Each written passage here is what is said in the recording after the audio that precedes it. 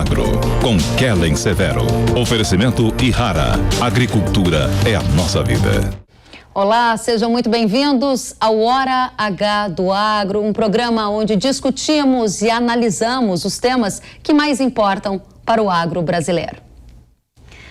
A guerra na Ucrânia completou 100 dias e não há fim à vista para o conflito.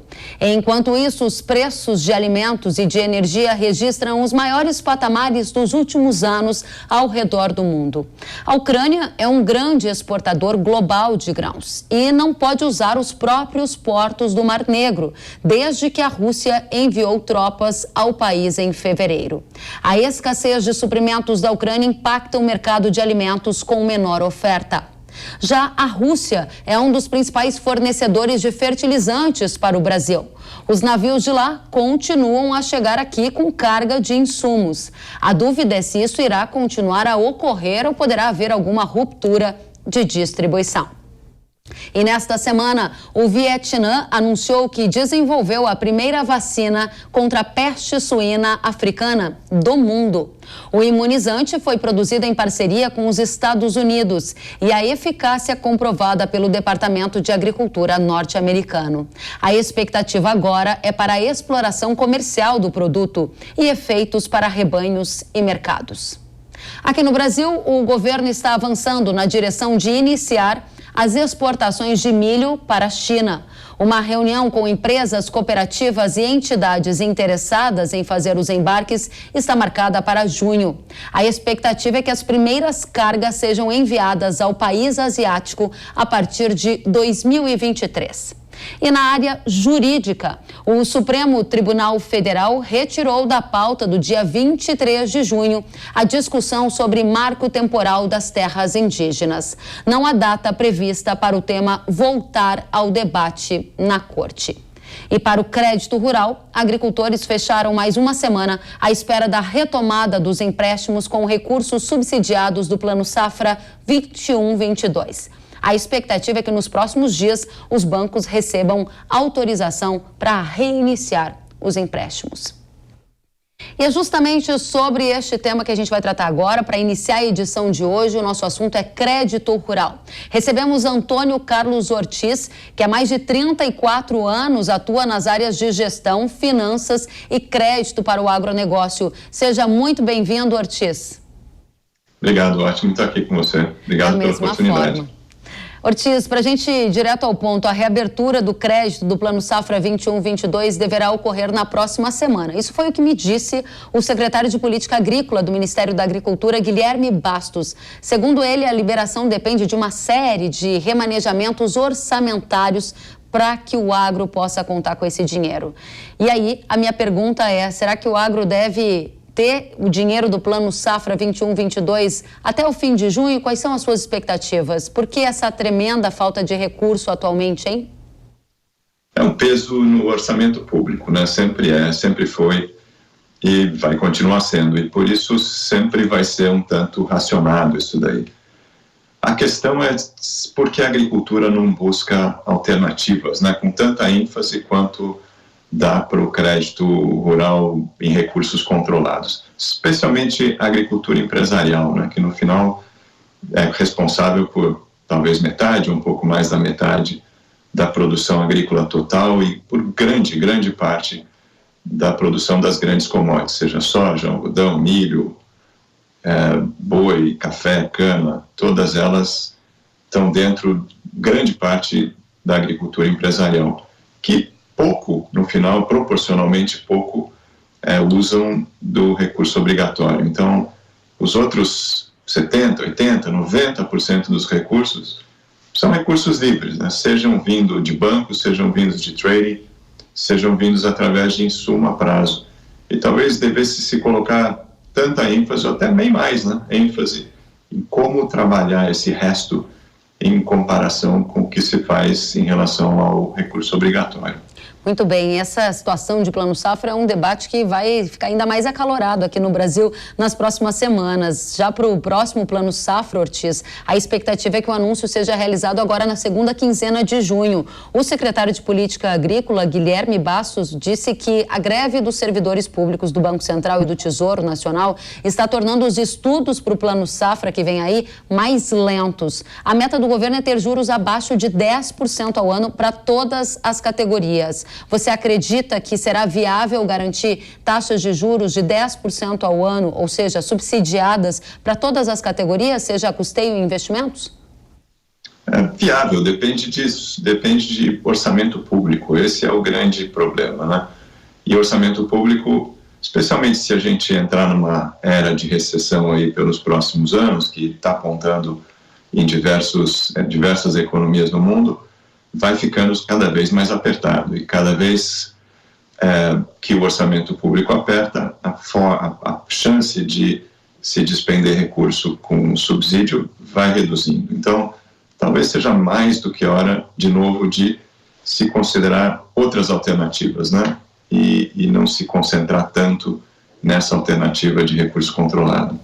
Muito bem, vou usar uma palavra que você acabou de mencionar, você falou em buscar outras alternativas para crédito rural. Esse é um tema que interessa demais a nossa audiência, com toda a experiência que você tem, Ortiz. Você me disse, inclusive, que aproximadamente metade da produção da agricultura brasileira vem de 1% dos produtores. Ou seja, se a gente melhorar o crédito para 1% dos produtores, significa melhorar o crédito para metade da agricultura. Explica para a gente o que pode ser feito, como melhorar esse crédito, quais são as alternativas? Beleza, o que é mais interessante a respeito disso é que, bom, esse 1% é a agricultura empresarial, né? A agricultura de mais escala, é a agricultura das grandes commodities, que realmente precisa de muita escala, porque a margem por hectare é pequena, então precisa de muita área para compensar, para manter o nível de vida do produtor. E essas alternativas, todas elas, no final, estão na mão do próprio produtor, porque são alternativas de mercado. Seja o produtor fazendo barter, seja o produtor comprando insumo a prazo, pegando adiantamento entre os seus clientes, ou pegando dinheiro num banco, ou numa financeira, ou agora nas plataformas fintechs, todas essas alternativas vão ter preço de mercado. Então, talvez a grande questão seja como que eu faço para ter bastante concorrência entre as alternativas e como é que eu faço para precificação de qualquer dessas fontes de crédito ficar mais barato. E no fundo, de novo, é uma coisa que está de verdade sob o domínio do próprio produtor, porque depende do nível de risco, do nível de transparência, do nível de consistência do próprio produtor. Os produtores mais transparentes, que têm mais qualidade em termos financeiros, em termos de gestão de risco, tomam dinheiro mais barato, em relação aos que têm menos qualidade, ou que são menos transparentes, ou que são menos consistentes. Então, essas alternativas já estão aí, né? Hoje, entre 70% e 90% do crédito para a agricultura empresarial já é de fontes de mercado, já é de uma série de alternativas. A questão é a gente lidar com essas alternativas sentado no banco da direção, né? E não lá no reboque. Muito bem, você fala que esse ambiente atual indica por uma necessidade de mais gestão de dados, de transparência na contabilidade, para que a instituição financeira possa ter clareza sobre qual é o tamanho do risco que aquele agricultor tem e todas as suas questões financeiras muito bem esclarecidas. Para a gente fechar, Ortiz, a minha pergunta para você é: qual o futuro do crédito no Brasil? Menos crédito como o Plano Safra, mais participação de entidades privadas, e você tem case de sucesso para contar para a gente de algum agricultor que esteja conseguindo taxas mais competitivas porque tem uma boa gestão, dados muito claros, ou isso ainda é mais teórico do que prático? Não, nada teórico, é muito prático e muito concreto. Bom, primeira consideração aí. Não tem dúvida que, na medida que a agricultura cresce, o que se chama de Plano Safra, portanto, recurso controlado, subsidiado, proporcionalmente só vai ficar menor, né? Não tem como reverter isso daí facilmente. A agricultura ficou muito grande, é um grande volume para ser suportado, e o mercado suporta isso, né? E hoje o mercado já suporta grande parte, no futuro isso só tem como ser maior. Portanto, como é que a gente lida com trabalhar com o mercado suportando a agricultura na forma de funding? E não é, de novo, só bancos. Isso vale para revenda, vale para cooperativa, vale para toda forma de financiamento.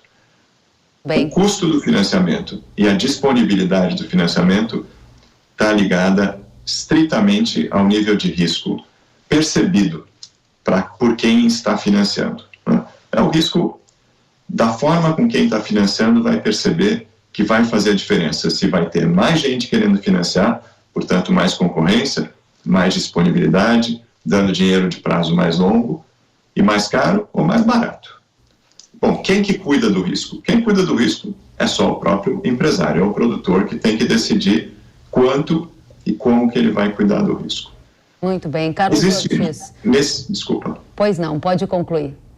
Nesses últimos 20 anos, pelo menos, houve uma grande evolução de centenas de produtores entendendo isso de pouco em pouco e começando a ter mais referências de como cuidar do seu próprio risco. Foi tendo uma evolução bem considerável de centenas, de novo, de produtores, se não talvez perto de uns 1.000, que foram migrando para um sistema, para uma abordagem muito mais empresarial, né? Como a agricultura virou empresarial, a administração precisa virar empresarial. E aí tem 3 coisas que é importante esses produtores que evoluíram se preocuparam, né? A primeira é produzir números contábeis. Ter uma contabilidade como qualquer outro empresário, uma contabilidade com balanço e um demonstrativo de resultados. Isso dá clareza da situação financeira, dá clareza de parte do risco. A outra frente é ter uma consistência. O que diz que vai fazer, então faz e entrega. Seja do ponto de vista de pagamento, histórico de pagamento, histórico de investimento, o histórico de condução do negócio. E o terceiro ponto é a harmonia. O negócio precisa ser tocado em harmonia. Harmonia entre sócios, harmonia na gestão, para que haja, então, estabilidade do negócio. Risco, o sinônimo de risco é volatilidade. A gente não quer um negócio volátil, que tem resultado que sobe e desce, que tem inconsistência de condução. Então, se a gente tem números bem claros, tem uma estabilidade na condução do negócio, tem uma clareza, né? Tudo isso, se for bem claro, fica fácil de quem financiar perceber o nível de risco. Pode ser mais alto, mas às vezes é muito mais baixo do que se imaginava. E entre a concorrência para poder financiar um negócio de bom risco é que se consegue preço menor. E aí, olhando, por exemplo, precificação dos CRAs da agricultura que foram para o mercado, a gente já nota, né, são informações públicas, a diferença do CRA de produtores que evoluíram bastante dos que evoluíram nem tanto é de 2, 3 até 4 pontos percentuais.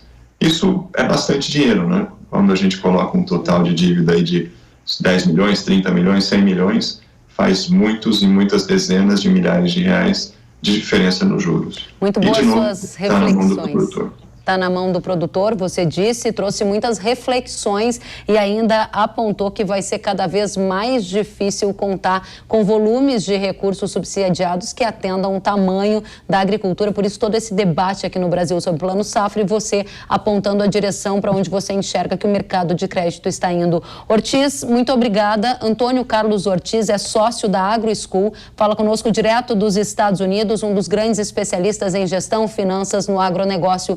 Volte mais vezes, foi um prazer recebê-lo. Até a próxima. Obrigado, eu que agradeço. Obrigada a você. E hoje nós vamos conhecer mais um episódio da série Agricultor Todo Dia. Estamos dando pontapé inicial na 3ª temporada. A convite da Ihara Defensivos Agrícolas, eu viajei até São Joaquim, em Santa Catarina, para viver um dia como agricultora e aprender a cuidar das maçãs, a colher maçãs e também fui lá conhecer a história da família Iragami. Vamos ver?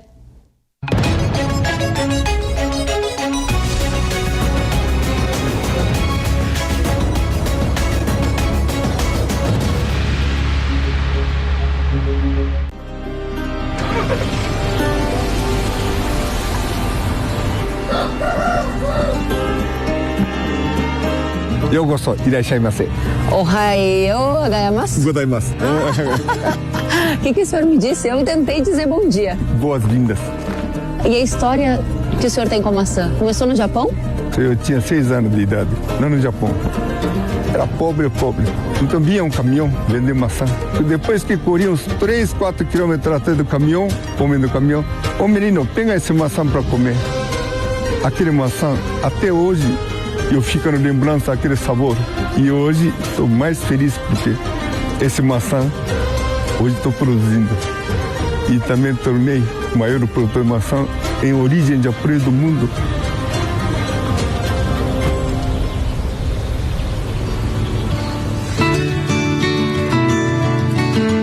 Maçã, a primeira coisa precisa saber que não é colheita de uma vez, vai fazer 2 etapas. E hoje nós vamos colher o que está mais maduro. O jeito de colher é sempre virado para cima, assim, para esse pedúnculo ficar na maçã. Começou a ficar pesadinho já. Minha primeira sacola. Quantas dessas você colhe? Na Fuji, geralmente, eu colho de 200 e poucas bolsas. Eu vou dar uma corrida aqui, porque senão vou ficar para trás.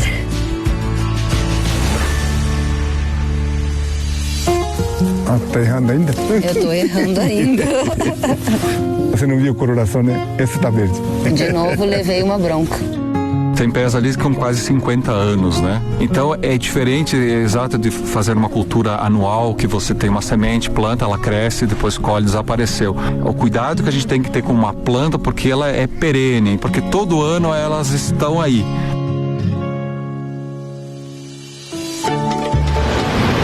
Que enorme aqui, não imaginava que era tão grande. Aqui a maçã que você colheu com meu pai lá no pomar, ele vem para esse packing house. E aqui basicamente a gente tem uma classificadora, faz toda a embalagem, classificação de maçã e tem um armazenamento nas câmaras frias. Aqui basicamente tira as lesões maiores, né? E alguma coisa de cores também que estiverem muito verde. Essa eu posso descartar. Essa pode descartar.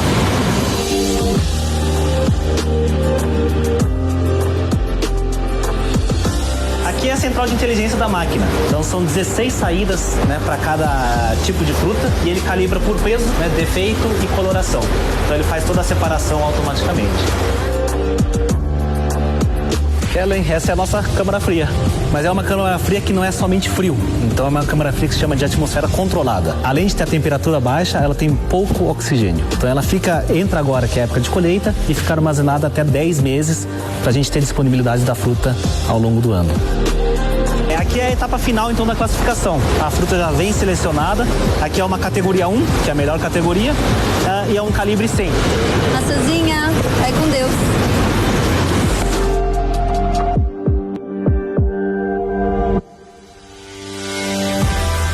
Primeiro tem que ter amor àquilo que você faz, né? Maçã é minha vida. E cada vez a gente está produzindo coisa melhor. Isso é grande orgulho. A responsabilidade de ser um empresário no agronegócio é bastante grande. Tem muitas famílias envolvidas, né? A gente, funcionários fixos, são 300 funcionários. Na fruticultura, Brasil, que era país importador de maçã, hoje é exportador de maçã. Então, fazer parte dessa cadeia e da família que foi pioneira, vamos dizer, acho que é algo que é gratificante, né? Na minha visão, o seu Fumio Hiragami é um visionário, né? É difícil resumir quem é meu pai, né? Difícil falar. É um grande batalhador, mas a pessoa mais humilde e coração, família que tem. Eu acho que ele pensa bastante nos outros, né? E logicamente, mesmo do jeito rígido ou não de ser, sempre buscando extrair o melhor de todo mundo. A travessia dele num pós-guerra, entrando num novo país, sem pai e precisando dar certo, você endurece porque não tem espaço para mimimi. Então tem aquele, se não tiver sofrimento, a pessoa nunca cresce, né? Quando vim do Japão, eu vim sem pai. Meus tios, né? 2 eram do kamikaze. Aí o que esse meu avô falava? Aquele tio fundou um navio americano. Com 20 anos, 2 morreram. Naquela idade, se voltar filho vivo, tinha um que passava vergonha. Então aquilo ficou no meu peito. Primeira vez foi lá visitar esse túmulo do meu avô. Falei, bom, eu não venci na guerra, mas venci no Brasil.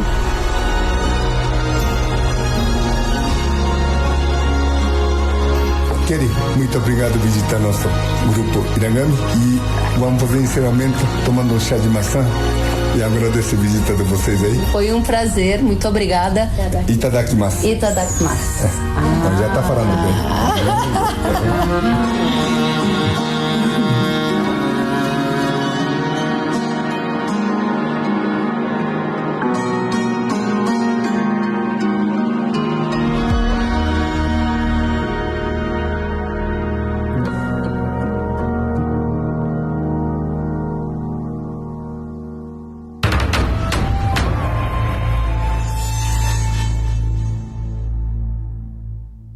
Muito bacana, que experiência maravilhosa. Obrigada, família Iragami, pela acolhida. Aprendi demais e eu vou seguir viajando pelo Brasil. Nas próximas semanas, nós teremos novos episódios da 3ª temporada do Agricultor Todo Dia, em que eu viajo pelo Brasil para conhecer de perto a gente que faz do agronegócio essa grande potência que ele é.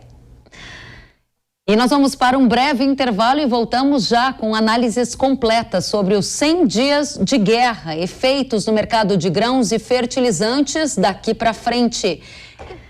E o Brasil deu mais um passo para exportar milho para a China após a conclusão da etapa do acordo fitossanitário entre os países. Em entrevista exclusiva ao Hora H do Agro, o secretário de Defesa Agropecuária do Ministério da Agricultura, Guilherme Leal, informou que os primeiros embarques do grão devem acontecer em 2023. Secretário, seja bem-vindo. O que ainda falta para o Brasil exportar milho para a China? Foi importante o Brasil atualizar o protocolo sanitário para exportação de milho do Brasil para a China, né? Mas temos alguns passos a seguir ainda para viabilizar a exportação. Uma das questões é que a China colocou como uma das condições para a assinatura do protocolo o monitoramento e um controle de uma doença fúngica, que é o míldio do sorgo, né? E que deve ser feito ao longo do plantio, que vai ser feito. O Ministério vai orientar e as empresas vão fazer esse monitoramento. Então, esse é o primeiro ponto que nos coloca que as exportações só vão ser viáveis a partir da safra de verão, né? Ou seja, do plantio, da colheita do que for plantado na próxima safra agora brasileira, né? Porque nós não fizemos esse controle que está no protocolo, que foi exigido para a China, para o milho que está colhido ou sendo colhido agora. E por que o controle do míldio é importante, secretário? Porque é uma praga ausente na China, então nós tratamos uma praga quarentenária e eles pediram uma medida adicional, além da verificação que a gente faz nos grãos para certificação e para emissão de certificado fitossanitário, que tem aí outras 17 pragas que o Brasil vai ter que garantir que não estão presentes nos envios. Eles pediram uma medida adicional de controle, de monitoramento a campo, como segurança, uma segurança maior, vamos dizer, pelo lado chinês. E haverá algum tipo de controle, por exemplo, para uso de neonicotinoides, ou como ficará a questão de resíduos no milho exportado para a China? Não, o controle de resíduos, eles não especificam, eles têm lá uma lista de produtos autorizados, assim como nós temos, né? Então é um controle de resíduos que o Brasil faz normalmente. O controle de resíduos de defensivos agrícolas é o controle normal que nós fazemos, os exportadores fazem também, né? Quanto ao que os limites de resíduos de defensivos estejam dentro do estabelecidos, ou no Código, na legislação brasileira e na legislação chinesa. Então não tem um controle específico nesse ponto, né? Existe, é necessário, mas é um controle rotineiro. Vocês já possuem a lista das variedades de milho geneticamente modificadas aprovadas pela China, secretário? Nós estamos levantando, ainda fazendo algumas conferências, né? Mas a maioria dos eventos OGM aprovados no Brasil já estão aprovados na China. E se nós, caso identifiquemos alguma sincronia, qual é o procedimento? A gente solicita às empresas detentoras do evento, né, que peçam a habilitação, a aprovação na China. A China tem um procedimento até bastante ágil de aprovação desses materiais. O senhor já tem ideia de qual vai ser o volume inicial de compra de milho brasileiro pela China? Olha, nós não chegamos a tratar dessa questão de volume, né? O que nós sabemos é que a China é a grande produtora de milho, produz basicamente o dobro do que nós produzimos, né? Então, o que ela importa é para complementar volumes, né? O Brasil tem exportado aí, nos últimos anos, entre 20 e 36, 37 milhões de toneladas ao ano. Vai abrir mais um mercado, né? Pode aumentar um pouco a exportação, mas ainda é prematuro a gente falar em números em relação a esse mercado, até porque o fornecimento mundial está muito conturbado com essa questão da Ucrânia, estão havendo vários deslocamentos aí de compra, né? Algumas consultorias, secretário, que são consultorias de mercado, indicam que o volume mínimo imaginado que a China poderia comprar em 2023 seria algo como 4 milhões de toneladas. Você acredita que será ao redor disso a compra inicial? Como falei, não sei, esse é um número bastante razoável, né? Isso é viabilidade para quem exporta aí. Em anos normais, quando nós temos safra normal, aí em torno de 30, 35 milhões de toneladas, encaixar dentro dessa disponibilidade 4, 5 milhões de toneladas é um valor, uma estimativa, você pode dizer, realista. E o senhor acredita que com a exportação de milho para a China existe risco ao abastecimento doméstico, ao abastecimento aqui no Brasil? A gente considera que é uma grande conquista para o milho do Brasil, para o produto brasileiro. Existem algumas preocupações quanto ao fornecimento interno. Nós não temos essa preocupação, fizemos a análise do Brasil. Como eu falei, em safras normais, ele produz para todo o nosso consumo humano, consumo principalmente das cadeias de proteína animal, e tem os excedentes de exportação. Então, o Brasil, como um grande player do mercado, ter o acesso agora ao mercado chinês, que é um comprador importante, nós consideramos um fato bem relevante para a cadeia produtiva do milho. Muito obrigada, secretário de Defesa Agropecuária do Ministério da Agricultura, Guilherme Leal, pelos esclarecimentos. E a gente segue adiante para analisar este tema, as exportações de milho do Brasil para a China, e também vamos analisar a partir de agora os 100 dias de guerra e expectativas para mercado de grãos, fertilizantes e carnes com os nossos convidados. Quero saudar Ricardo Santin, presidente da Associação Brasileira de Proteína Animal. Seja muito bem-vindo, Santin.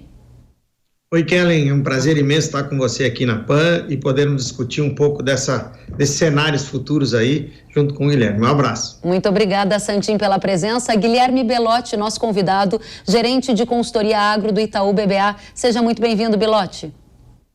Olá, Kellen, muito obrigado. É um prazer estar aqui com vocês e com o Ricardo aqui para mostrar um pouquinho da nossa visão aqui sobre os desenvolvimentos dos principais mercados aqui. Muito obrigada. E a gente acabou de ouvir uma entrevista exclusiva do governo, do secretário de Defesa Agropecuária, sobre as exportações de milho do Brasil para a China. Santin, minha primeira pergunta é para você. Qual o efeito da exportação de milho do Brasil para a China na cadeia de carnes aqui do nosso país? Bem, por enquanto nenhum, porque ele é só uma expectativa, conforme o secretário falou, e o ministro referendou. As exportações de milho devem acontecer só lá em 2023, e nós temos milho. Uma safra, se fosse esse ano abrir para a China comprar, nós temos uma safra de 114 milhões de toneladas, que é muito positiva, mas nós temos que lembrar, Kellen, que a China importou no ano passado algo em torno de 26 milhões de toneladas.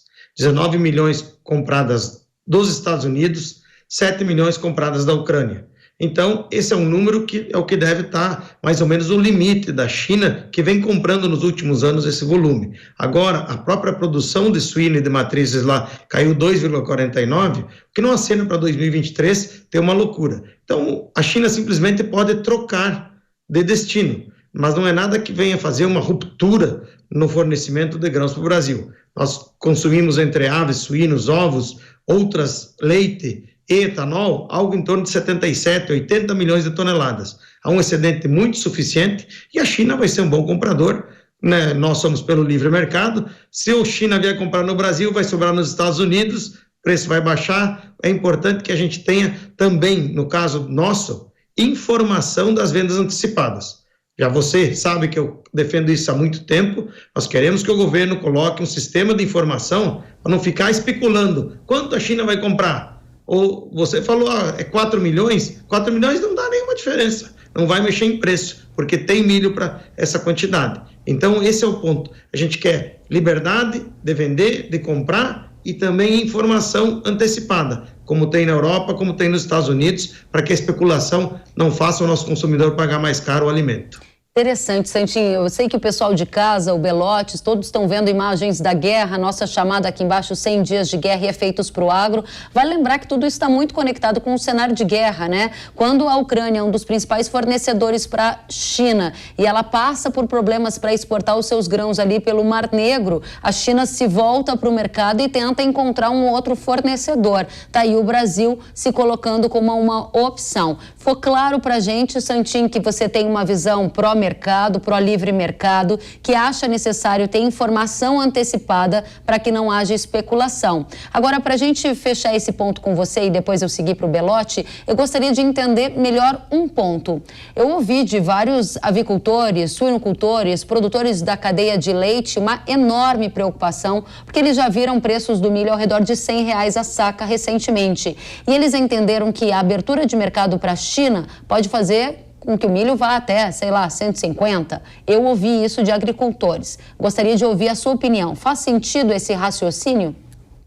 Nenhum na minha visão.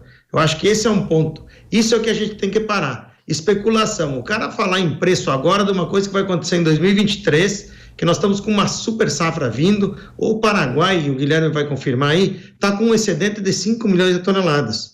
Veja que se a China havia comprado do Brasil tudo que ela comprou da Ucrânia, só o que tem do Paraguai dá quase o total que foi importado. Então, não há nenhum risco. Nós temos sim que pensar que agora com a entrada da safrinha, que começa a acontecer em alguns lugares em junho, já que o plantio foi antecipado, e julho começa a chegar um bom volume de milho, nós vamos ter sim uma certa adequação de preço. Eu acho que até vai ter uma queda de preço do que está hoje no mercado, porque essa especulação fez subir um pouquinho e a realidade já mostrou outra coisa. Eu não vejo nenhuma hipótese de falar em milhos nesses volumes, até porque a China não quer pagar isso. Para o preço aqui do mercado e nesse volume, tem que a China também pagar esse preço. Tem que os compradores do Brasil pagar esse preço e ainda mais o frete para levar para o outro lado do mundo. Que tipo de produção eles vão fazer e a que custo? Esse é o ponto. A gente tem que lembrar que é tudo vaso comunicante. Não basta só comprar o milho. Eles compram o milho não para fazer quadra, eles compram o milho para alimentar suíno. Se eles tratar 150 aqui no meu mercado, ele tem que pagar 150, senão vai dar o washout, como deu naquele mês, naquela vez que foi a 100. As pessoas diziam, vai a 120, vai a 120. Não foi a 120 e nem vai ir, na minha visão. Desculpe que tu sabe que eu sou muito objetivo e assertivo nisso. Nesse caso, na minha visão, é pura especulação. E é por isso que eu repito, Kellen, nós precisamos de informação para que o produtor que precisa produzir cada vez mais precisa ganhar, porque o aumento do custo de defensivos, fertilizantes, está muito caro, o diesel, o insumo para ele produzir está alto, então ele precisa receber, mas não é o meio, o homem do meio, o middleman, que vai ter que ganhar um monte de dinheiro com especulação. Quem tem que ganhar dinheiro é o produtor de grão e o produtor de proteína, trazendo divisas para o Brasil. Muito bem, Santinho, muito obrigada. E eu agora pergunto a você, Belotti, que é também um estudioso do mercado de grãos, quais são as suas expectativas e do Itaú BBA para preços de milho? Vai subir mais a partir do momento em que há uma expectativa já dos envios das cargas de milho do Brasil para a China a partir do ano que vem?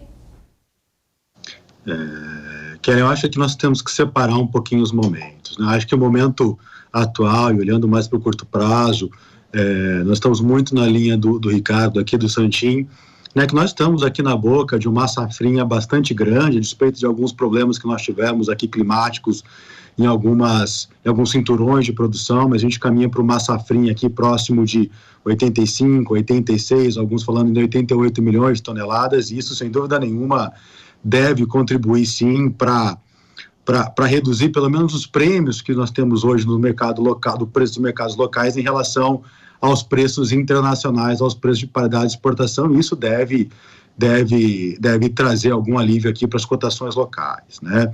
Quando nós olhamos uma perspectiva de mais longo prazo, e aí trazendo esse elemento de China aqui dentro, a nossa visão é que também não muda o desvio natural do mercado internacional de milho, né? O tamanho do mercado ele tende a seguir o mesmo, não vai alterar o crescimento do mercado internacional, o que tende a ocorrer também, já comentado pelo Santin, a gente pode ter uma realocação de origens, né?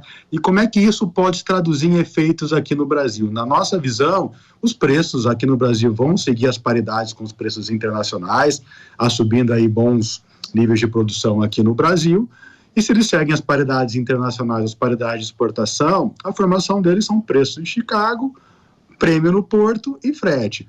Onde a gente acha que pode ter o maior impacto é nesses prêmios no porto, porque assim nós teremos mais um país que pode vir a originar milho aqui no Brasil.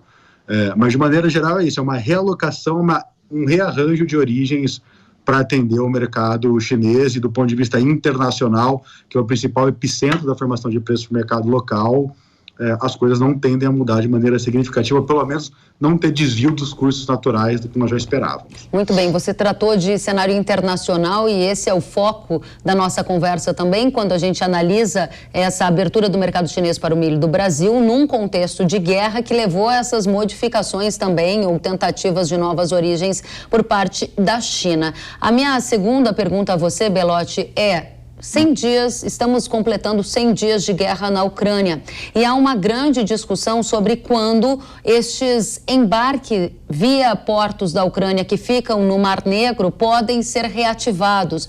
E a questão é saber se isso acontecer, entra uma oferta de grãos no mercado que pode afetar preço ou você descarta a chance da Ucrânia voltar a exportar pelos grãos do Mar Negro e conseguir, inclusive, colocar para fora do seu país a colheita que vai começar, né, que está começando por lá? Eu acho que essa é a grande questão do mercado hoje, né? Se isso vai ocorrer e quando isso vai ocorrer, né? De fato, é muito difícil hoje nós afirmarmos com uma grande assertividade aqui quando isso vai ocorrer, né? Nós estamos aí com 100 dias de guerra, não esperávamos que fosse durar tudo isso, e está acontecendo, né? É claro que se porventura nós tivermos de fato um corredor humanitário, que nós consigamos tirar aí ou flexibilizar o fluxo vindo da Ucrânia, isso sem dúvida nenhuma, ele traz deve tirar um pouco de força dos preços no mercado internacional, né? Mas o que eu acho que é importante nós comentarmos aqui é que quando nós olhamos o mundo como um todo e fazemos a conta aqui de oferta e demanda, mesmo assumindo uma flexibilização do fluxo internacional ou do fluxo vindo do Mar Negro, nós temos, por exemplo, para o mercado do milho, uma relação entre oferta e demanda bastante apertada, né? Ainda considerando aqui níveis de produção na Ucrânia que não caiu tanto como nós esperávamos. A gente sabe que ainda é uma caixinha preta e tudo pode acontecer. Pode ser que seja 40% a menos do que ano passado, pode ser que seja 50%, pode ser que seja 30%, né?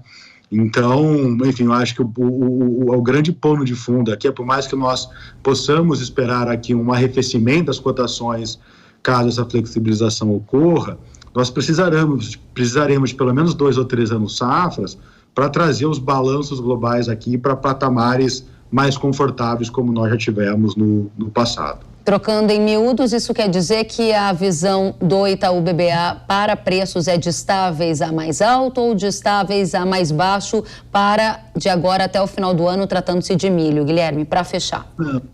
Nós olhamos para algum arrefecimento, mas um espaço razoavelmente baixo das cotações internacionais.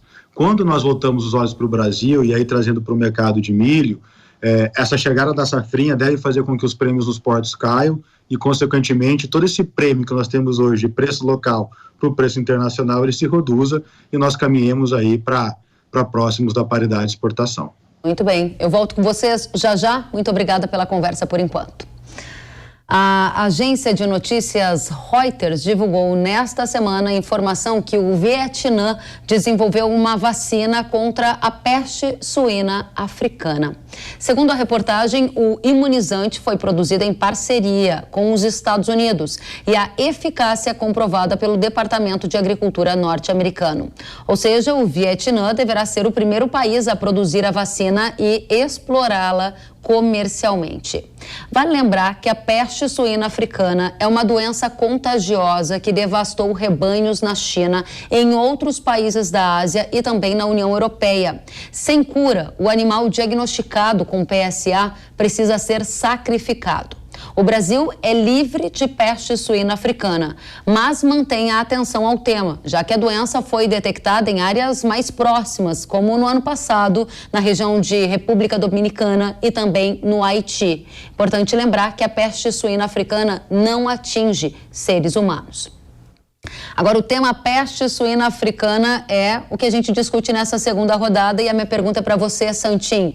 A peste suína africana ela foi responsável por dizimar rebanho de suínos na China, também em países da Europa tivemos problemas. Qual a sua avaliação sobre essa vacina e quando ela deverá chegar aos rebanhos do Brasil, na sua opinião? Bem, primeiro é importante dizer que o Brasil é livre de peste suína africana e tem trabalhado em prevenção. Nós trabalhamos toda a América Latina, buscando uma prevenção continental. O episódio que teve na Dominicana já foi controlado e não se espalhou para outros países. Então, talvez a gente nem precise vacinar, mantendo essa prevenção. Agora, a vacina é um grande achado, porque você teve perda de comida, dificuldade para pessoas. O Brasil se beneficiou, sim, porque ele foi chamado a complementar. Brasil, Espanha principalmente, a Alemanha, antes de ter a doença, também ocupou esses espaços, mas a vacina é muito bem-vinda, porque ela protege o animal, cuida do bem-estar dos animais e também garante a segurança alimentar. Eu espero que nós não precisemos usar a vacina. A vacina, em tese, a descoberta dela, vem para conter um foco e prevenir aqueles que estão perto. No nosso caso, a gente sendo livre não vai precisar vacinar, assim espero. Mas, Kellen, também quero só dizer uma coisa, completando aquilo que o Guilherme falou antes, que eu estou de acordo com ele. A gente deve ter algum preço um pouco melhor no ano que vem, mas eu acho que há sim estabilidade. Mais do que isso, nós vamos ver um mercado que tem espaço para todo mundo. A BPA defende isso. E a mesma forma agora quando a carne suína. A gente viu que o consumo teve que buscar alternativas e foi se complementando. O que está complicando mesmo é a logística, né, Guilherme? O que nós vamos fazer com a necessidade surgindo, influenza aviária no mundo, peste suína. Como é que leva comida para todo esse povo? E lá na Ucrânia, Kellen, estendendo um pouquinho mais, só um minuto. Lá na Europa, eles disseram, Guilherme, que a Ucrânia conseguiu plantar 70% a 75%, mas o escoamento tem muito mais dificuldade, Kellen, sabe por quê? Porque eles dinamitaram as pontes internamente para evitar que os russos entrassem, mas agora não conseguem tirar a safra. Excelentes pontos, Santin, muito importantes as suas colocações, tanto sobre a vacina do Vietnã, quanto a infraestrutura da Ucrânia, que mesmo tendo produção está com um grande desafio para escoar tudo isso. E por fim você amarrou com a sua expectativa em relação a preços do milho. Para fechar esse ponto ainda com você, Santin, a gente está falando aqui de vacina para peste suína africana. E aí eu fico pensando no suinocultor nos assistindo e dizendo, bom, se agora tem vacina, quer dizer que o rebanho dos países que passaram por problemas, como, por exemplo, China ou União Europeia ou qualquer outra região do mundo, vai ser imunizado. Com isso, a gente não vai ter rebanhos sendo sacrificados. Com isso, o Brasil perde uma fatia importante do mercado internacional ocupada nos últimos anos. O que você enxerga no horizonte de preço para o suinocultor na hora de comprar essa proteína ao redor do mundo? Não, para o nosso suinocultor eu gostaria de dizer que eu acho que a pior parte da crise já passou.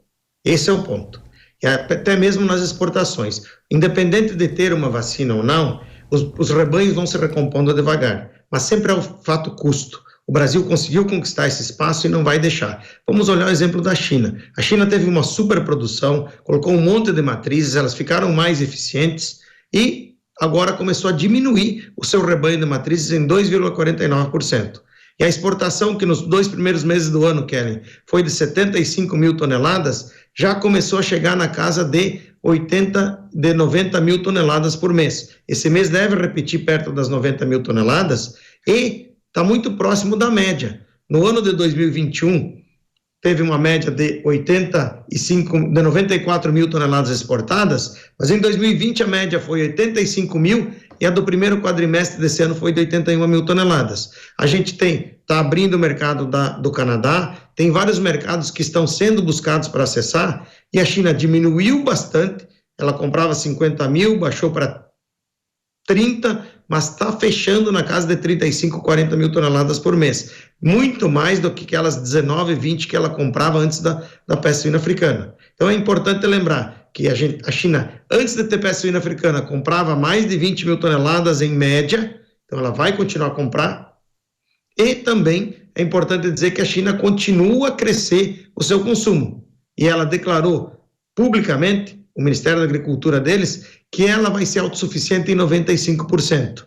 Se a gente fizer uma conta rápida, isso dá no mínimo 2,5 milhões a 3 milhões de toneladas de importação. Então, eu digo para o suinicultor, nós não vamos perder nosso espaço. Não vai ser aquele grande preço que a gente tinha no mercado, mas também não é o que a gente teve agora no fim do ano, de outubro até agora. Já começou o preço internacional a recuperar e com o que eu acho que uma estabilização do preço do custo de milho, a gente consegue começar a ter um período melhor para o suinicultor brasileiro. Muito bem, obrigada, Santin. O tempo está passando voando e aí eu quero perguntar para você, Guilherme, muitas coisas ainda para você também, Santin, então vou direto ao ponto. Belotti, como você avalia que a chegada da vacina pode mexer com o mercado de carnes ao redor do mundo? Você tem uma visão baixista, altista para consumo, para a gente entender também a dinâmica no mercado de carnes? Acho que a vacina traz uma melhora, né, uma maior estabilidade sanitária dos rebanhos globais. Isso certamente deve contribuir para essas reduções abruptas de rebanho, como que aconteceu, por exemplo, na China. Mas eu concordo muito com o Santin de que, de fato, esse espaço que nós ocupamos, né, embora ele possa se reduzir um pouco, mas certamente nós vamos estabilizar num patamar bem superior ao período pré-liquidação de rebanho, né? Eu acho que nós estamos atravessando um período aqui, pandemia, guerra, que tem feito todos os países olharem para dentro e pensar em estratégia de país. A gente sabe que a estratégia de ter fornecedores confiáveis e principalmente após você ter um estabelecimento de uma cadeia de frio que antes talvez não existia no nível de eficiência que ela existe hoje, você tem que mantê-la viva, tem que manter esse acesso aberto para garantir esse suprimento mínimo, como o Santin comentou, né? E é importante nós comentarmos também que as vacinas, elas trazem essa estabilidade, mas a gente sabe que os vírus, de maneira geral, a gente sabe que as vacinas, elas trazem resistências, né? E ninguém quer novamente, não ter um canal alternativo de acesso a proteínas, caso problema sanitário de tal natureza surja novamente. Então, acho sim que devemos ter aí alguma recomposição e maior estabilidade do rebanho chinês, embora nós tivemos agora essas perdas de matrizes, como o Santin comentou, as margens de suinocultura lá na China estão muito baixas, tem sido um dos principais fatores também por trás dessa liquidação, mas ainda assim eu acho que é um novo equilíbrio, é um equilíbrio bem melhor do que aquele que nós observávamos antes da liquidação do rebanho a partir de 2019. Belotti, uma última pergunta para você. Ouvimos há pouco o Santin trazendo a visão dele sobre o efeito da infraestrutura da Ucrânia na distribuição dos grãos, né? Ou seja, um desafio enorme. Aí vamos olhar agora para o lado da Rússia, 100 dias de guerra. Os navios russos continuaram a chegar pelo menos até abril, são as informações que a gente tem, e um relatório recente do Itaú BBA apontou que o grande desafio pode ser de agora em diante, porque tem muita carga de fertilizante para chegar ainda e os efeitos da guerra potencialmente poderiam ser sentidos até esse período que vai até dezembro. Pergunto, navios continuam a chegar agora em junho, você atualizou esses dados, teremos algum risco de abastecimento para fertilizante vindo dos russos?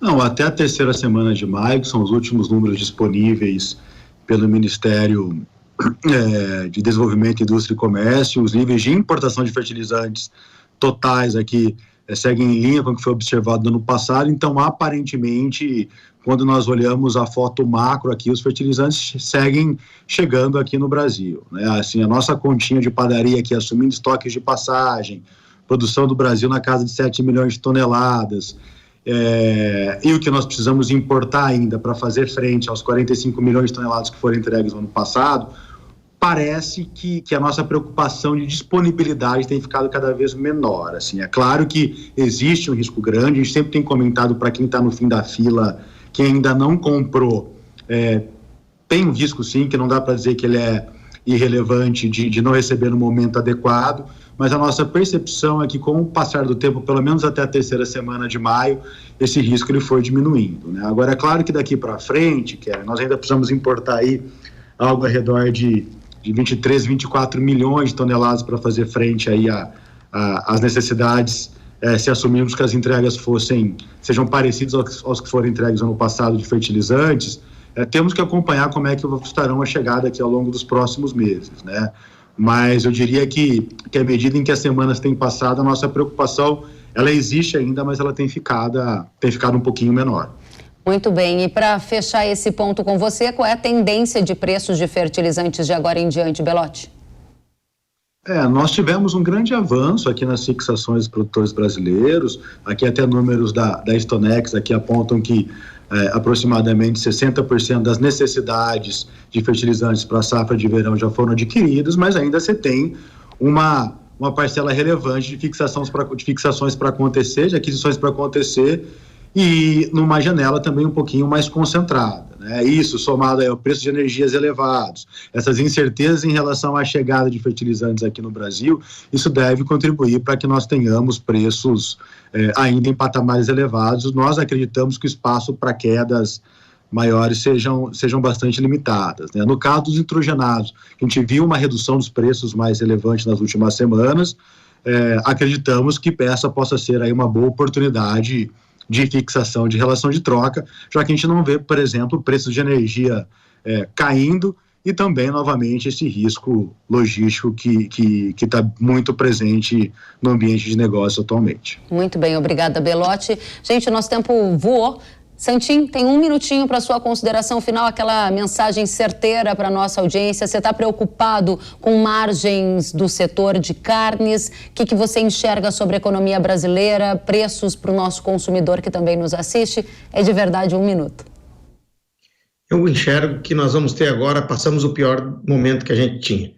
Os preços do insumo devem cair um pouco, o preço do alimento deve ficar estável até o final do ano. Isso é uma coisa que é necessária, nós estamos num processo de recuperação da economia brasileira e é isso que eu vejo.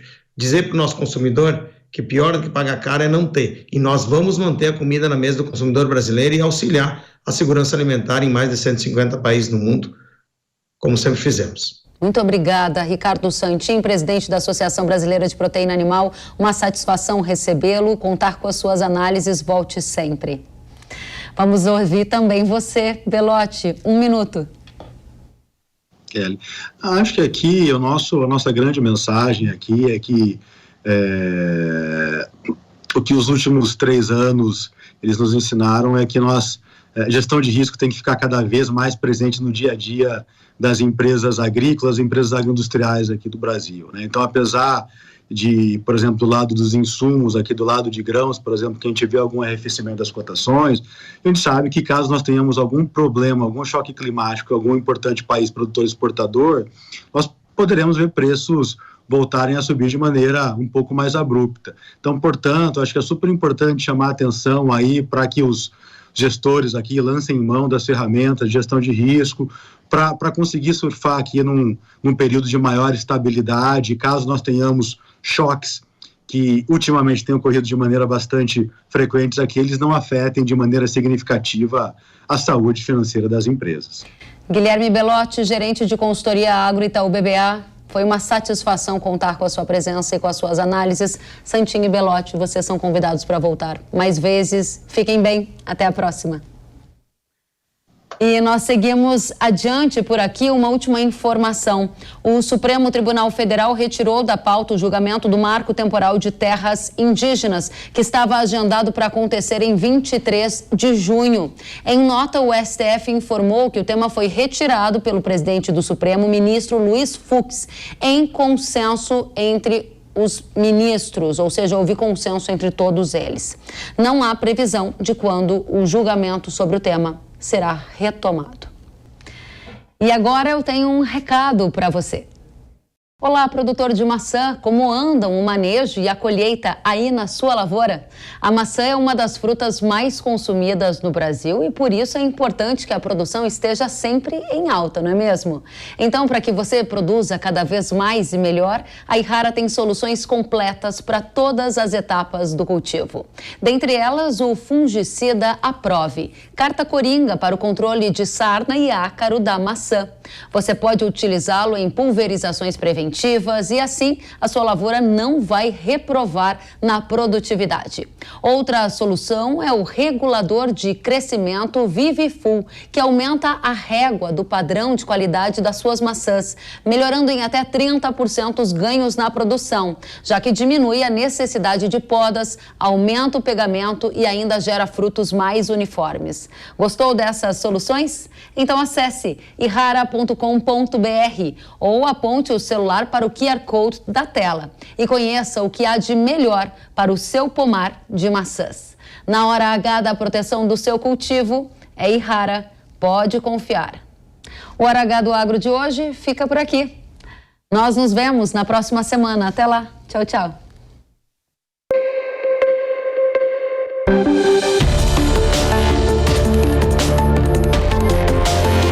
Hora H do Agro, com Kellen Severo. Oferecimento Yhara. Agricultura é a nossa vida.